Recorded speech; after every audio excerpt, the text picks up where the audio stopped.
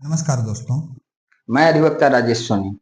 आप देख रहे हैं फेसबुक पर हमें राजेश न्याय मित्र पेज पर और यूट्यूब पर भी राजेश न्याय मित्र चैनल पर। आज हम जानते हैं एफआईआर और कंप्लेंट केस के अंतर्गत सिर्फ कंप्लेंट केस के बारे में।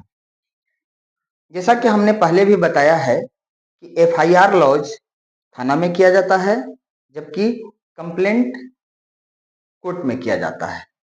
दोनों ही केस से संबंधित पहला चरण होता है, जिसके माध्यम से जो अभियुक्त या पीड़ित होता है वह अपनी पीड़ा को अपना या अपने ऊपर हुए अपराध को एक लिखित माध्यम से थाना या कोर्ट में देता है।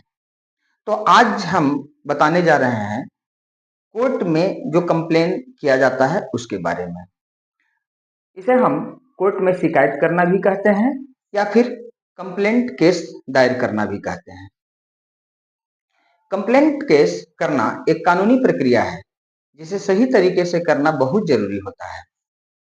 आइए आज हम आसान भाषा में पूरा तरीका बताने जा रहे हैं। सबसे पहले कंप्लेंट केस करने के लिए पहले तय करना होता है कि किस कोर्ट में जाना है। तो सबसे पहले देखते हैं कि किस कोर्ट में जाना है, यह तय करें। पहले तय करें कि किस कोर्ट में जाना है।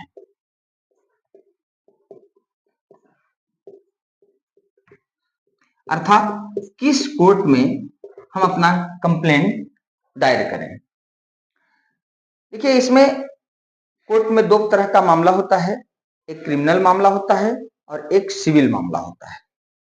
क्रिमिनल मामला जो हुआ, मारपीट हुआ, धोखाधड़ी हुआ, धमकी हुआ, आदि आदि तरह के क्रिमिनल केस के अंतर्गत आते हैं।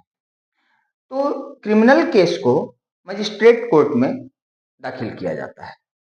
इसी प्रकार से सिविल मामला जो होता है, जैसे जमीन का मामला, पैसा का मामला या अन्य कोई विवाद, तो इसे सिविल कोर्ट में ले जाते हैं।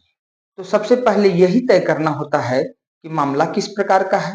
यदि मामला क्रिमिनल हो तो मजिस्ट्रेट कोर्ट और यदि सिविल हो तो सिविल कोर्ट।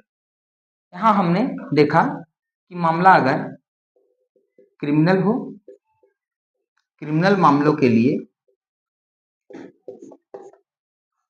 मजिस्ट्रेट कोर्ट में जाना होगा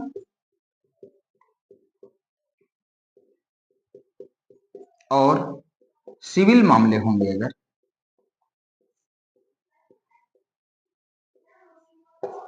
तो सिविल कोर्ट में जाना होगा।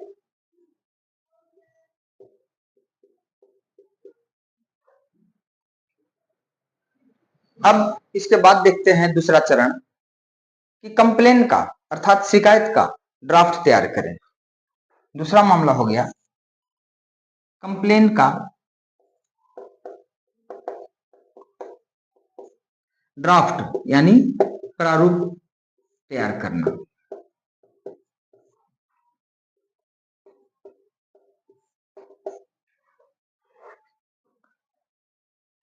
इसमें एक लिखित शिकायत, इसको कंप्लेंट या पिटीशन भी कहते हैं, बनानी होती है।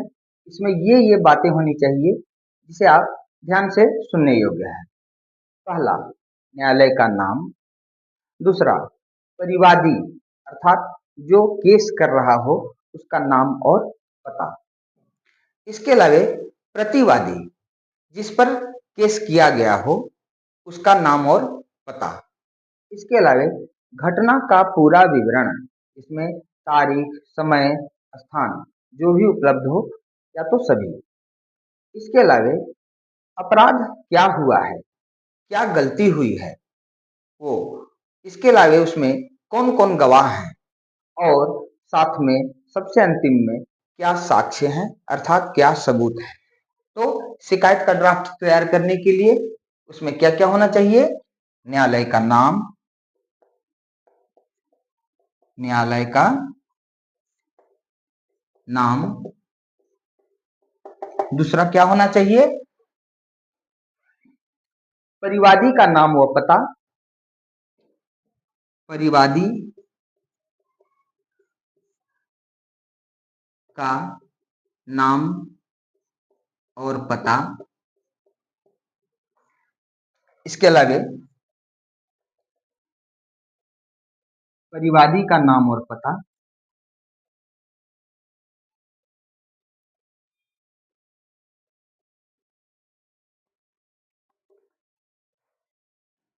घटना का पूरा विवरण,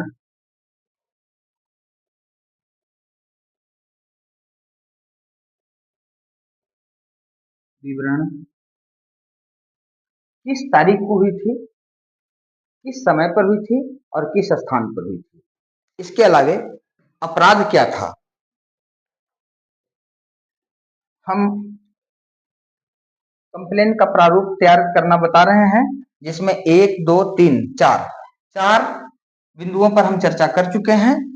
अब इसके बाद हम चर्चा करते हैं 5वें बिंदु पर, इसमें और क्या चाहिए। क्या अपराध या क्या गलती हुई है, क्या अपराध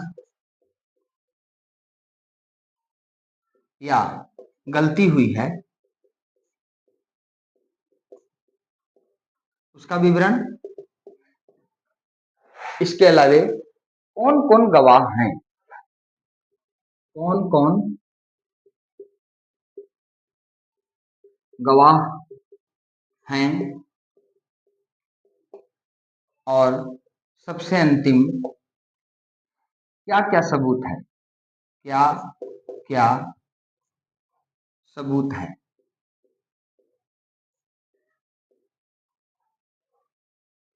शिकायत का ड्राफ्ट तैयार करते समय यही हम 7 बातों का ध्यान रखते हैं, जिसमें पहला हमने बताया था न्यायालय का नाम, दूसरा परिवादी का नाम व पता, तीसरा प्रतिवादी का नाम व पता, चौथा घटना का पूरा विवरण जिसमें तारीख समय स्थान निहित हो, और पांचवा क्या अपराध या गलती हुई है, छठा कौन कौन गवाह हैं, और सातवां क्या क्या सबूत है। अब तीसरे चरण में चलते हैं कि उसमें सही धारा का उल्लेख होना चाहिए। अगर धारा नहीं लगाएंगे तो केस मजबूत नहीं होगा। तीसरा हुआ धारा का उल्लेख। अपनी शिकायत में लागू कानून में जो भी धारा उपयुक्त हो उसे लिखना होगा। जैसे यदि मारपीट हुई हो तो मारपीट हुई हो तो उसमें बीएनएस की धारा 115 लगती है, जो कि पहले आईपीसी की धारा 323 थी। इसके अलावा जैसे धोखाधड़ी हुआ हो तो अब भी बीएनएस में 318 धारा लगती है, जबकि पहले यही आईपीसी की धारा 420 लगती थी। तो सही धारा का उल्लेख करना आवश्यक है। सही धारा का उल्लेख सही होना चाहिए।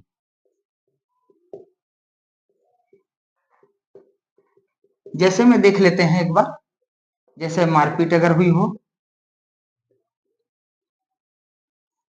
तो मारपीट में कौन सी धारा लगेगी, बीएनएस की धारा 115। बीएनएस की धारा 115।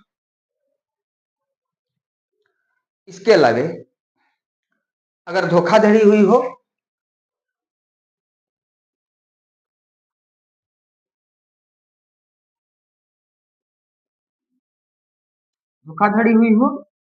तो बीएनएस की धारा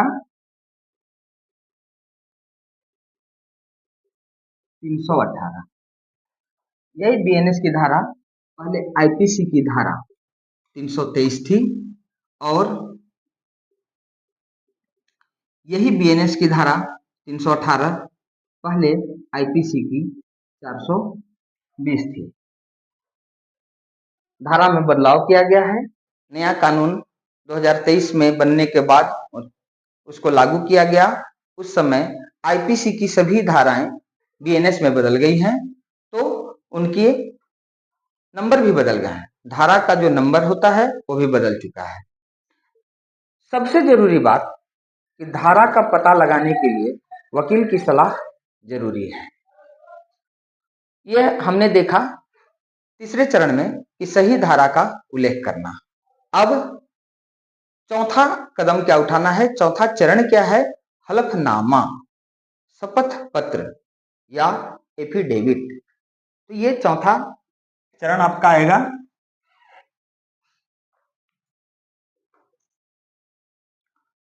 शपथ पत्र,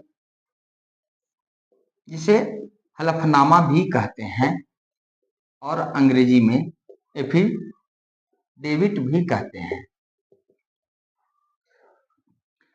ये क्या होता है? ये हमारे शिकायत पत्र का एक महत्वपूर्ण हिस्सा होता है और इसमें रहता है कि शिकायत के साथ एक शपथ पत्र लगाना होता है। इसमें लिखा जाता है कि आपकी दी गई जानकारी सही है। तो एफिडेविट में यही होता है। पांचवा कदम या पांचवा चरण यह है कि कोर्ट फीस जमा करें। कोर्ट फीस जमा करना,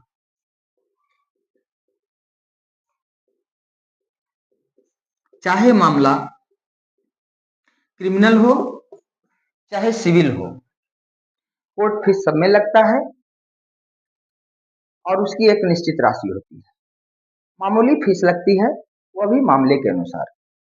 कोर्ट में स्टाम्प या नकद के रूप में जमा होती है।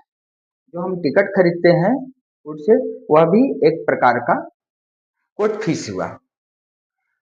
या तो कभी कभी विशेष परिस्थिति में नकद रूप में भी जमा किया जाता है। अब छठा चरण हुआ कि शिकायत दाखिल करें। इतनी प्रक्रिया हो जाने के बाद अब कंप्लेंट को दाखिल किया जाता है।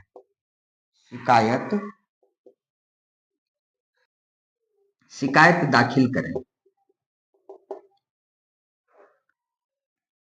शिकायत दाखिल करने के लिए कोर्ट के फाइलिंग सेक्शन में आवेदन जमा करें, जिसे हम फाइलिंग सेक्शन को ई फाइलिंग सेक्शन भी बोलते हैं। वहां केस नंबर मिल जाता है। अब आते हैं सातवें चरण में, मजिस्ट्रेट द्वारा सुनवाई। मजिस्ट्रेट द्वारा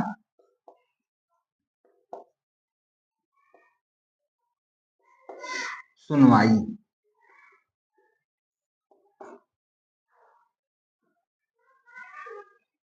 कोर्ट पहले प्रारंभिक बयान लेता है, अर्थात जो शिकायतकर्ता होता है उसका बयान लिया जाता है। फिर कंप्लेनेंट के अर्थात शिकायतकर्ता के गवाहों को सुना जाता है। इसके बाद अगर मामला सही लगता है तब कोर्ट की प्रक्रिया या सुनवाई आगे बढ़ती है। इसके बाद सम्मन जारी होता है। तो मजिस्ट्रेट द्वारा सुनवाई होता है सातवें चरण पे। और इसके बाद आठवां है आगे की प्रक्रिया। आगे की प्रक्रिया,